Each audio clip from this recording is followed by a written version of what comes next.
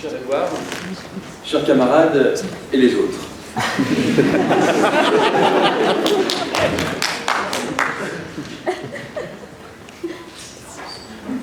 C'est un début de jeu de fictif, c'était la mode en ce moment. Toujours debout, toujours vivant, je dépose ma gerbe sur cet éloquent Renaud qui, au vu de sa voix, ferait mieux de rester silencieux. Ce n'est donc pas Édouard qui silence le premier, pourtant grand amateur de Véronique Sanson, c'est vous dire qu'il se laisse porter, histoire de rester en musique. Silence peut-il rimer avec éloquence? Voyez, quand on rentre sur la grandeur des voûtes, des mosquées ou autres mausolées de Lénine, là où grouillent des masses de petits islamo-gauchistes qui règnent, paraît-il, en maître dans le cloître. Tendez l'oreille dans cette mer insonore. C'est le silence de l'histoire qui vous guette depuis les entrailles de la pierre. Écoutez, écoutez ce silence qui règne dans l'amphi-Erasme pendant le cours de gestion. N'est-il pas tout aussi éloquent qu'une tirade décentralisatrice devant un pasquier sur l'État libéral? Je vous accorde, cette imitation n'est pas ce qui est le plus fort dans la vie. Ne dis donc pas d'un silence qui peut être éloquent. Le plus futile des silences n'est-il pas plus éloquent que le cri perçant d'Emmanuel Macron devant une foule en marge, hystérique, prête à faire une révolution maoïste?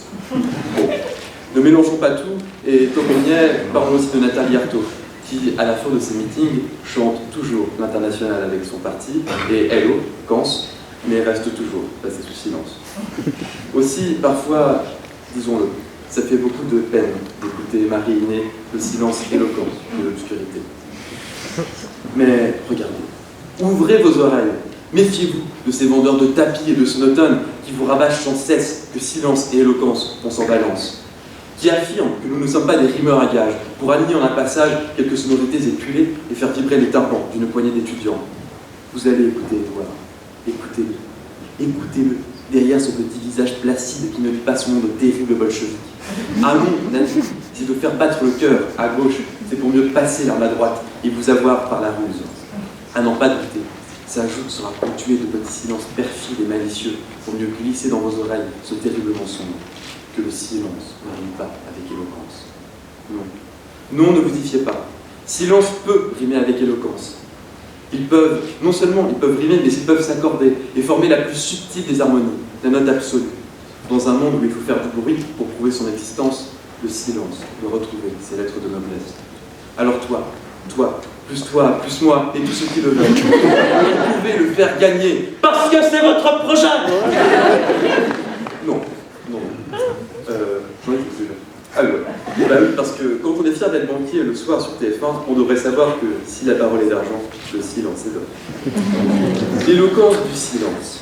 En voilà un bel oxymore avec ses sonorités sifflantes qui ferait fondre tout littéraire ou amateur de poésie. Oui, disons-le.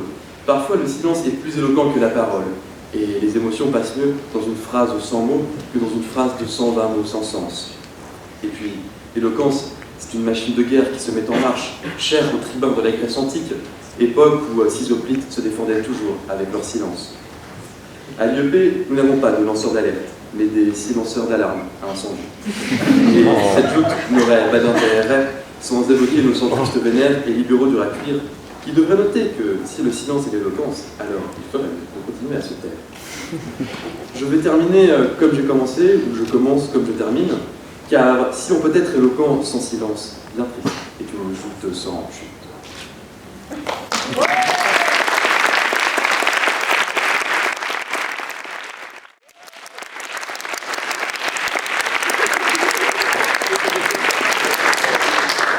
Chers étudiants, chers lutteurs, chers contradicteurs, très chers membres du jury, chers photographes, mon meilleur profil, c'est l'autre. Bonsoir. Vous connaissez ça, c'est attardé à vous vendre le mutisme comme talent suprême de l'homme. Alors, sans aucune pudeur de gazelle, voici maintenant un réquisitoire contre le silence.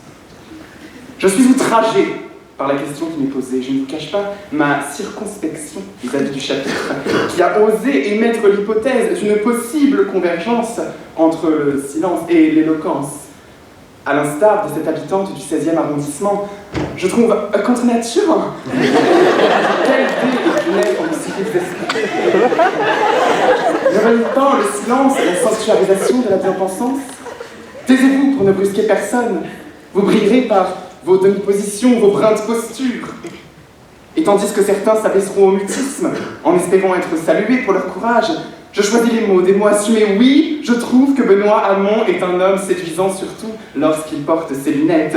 Oui, François Hollande méritait son titre d'homme politique le mieux habillé. Oui, je pense que la romance entre Nicolas Sarkozy et Angela Merkel avait quelque chose de baroque, pour le moins. Et oui, j'estime que le choix du mot imposé islamo-gauchiste, notez que je l'ai dit, est tout à fait funambulesque.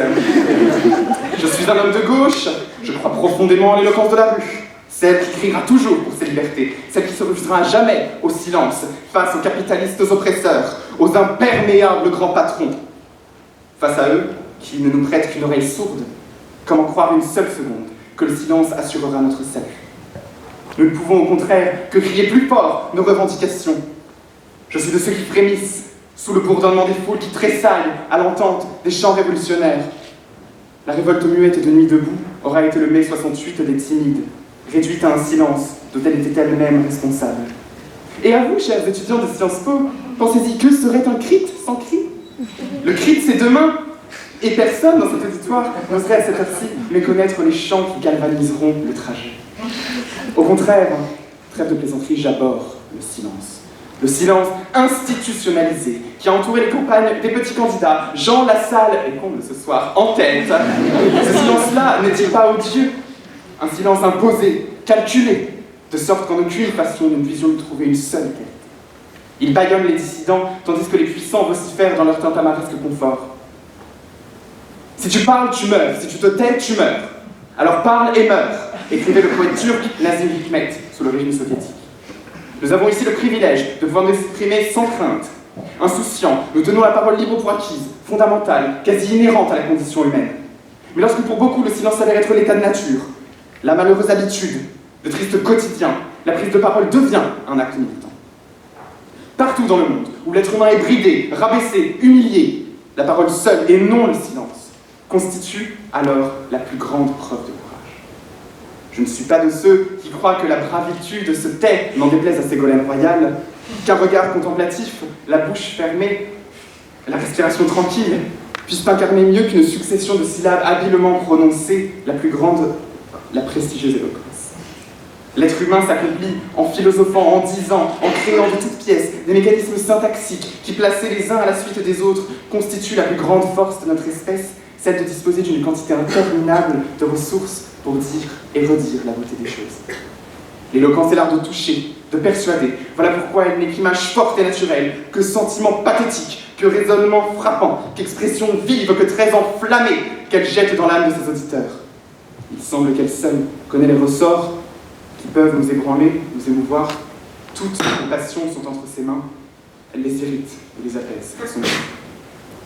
Mes chers amis, vous l'aurez compris. Il n'est de place pour le silence dans ce monde que dans le cœur des oppresseurs qui vous opposeront toujours un cynique sourire. Jamais dans celui des valeurs. Merci.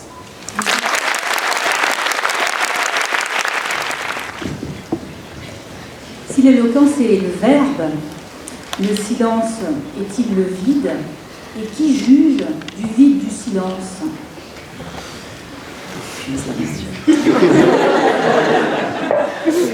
Blaise Pascal a écrit qu'il y a une éloquence du silence qui va n'être plus que ne sait le faire la parole. Donc, dans une certaine mesure et dans certaines conditions où les prérequis sont disposés, le silence n'est pas vide de sens, bien au contraire, il évoque plus que la parole ne peut le faire.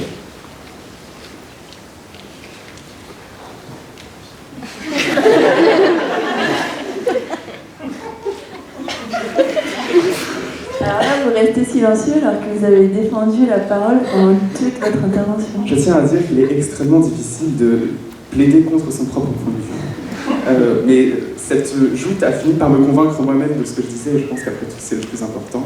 Je considère que la beauté des mots ne saurait jamais être écrasée par ce silence qui nous est imposé par un patriarcat souvent si peu tolérant envers les plus faibles. Le silence pour moi est un plaisir bourgeois qui nous est transmis, qui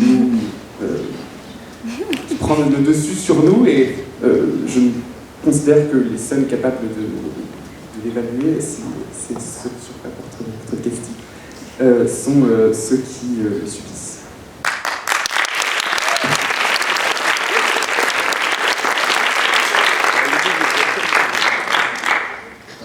Je vous pose une question à tous les deux. Est-ce que ce ne serait pas la musique, finalement, qui parlerait le mieux du silence? Je suis fan de Lady Gaga. Et Je parlais de musique.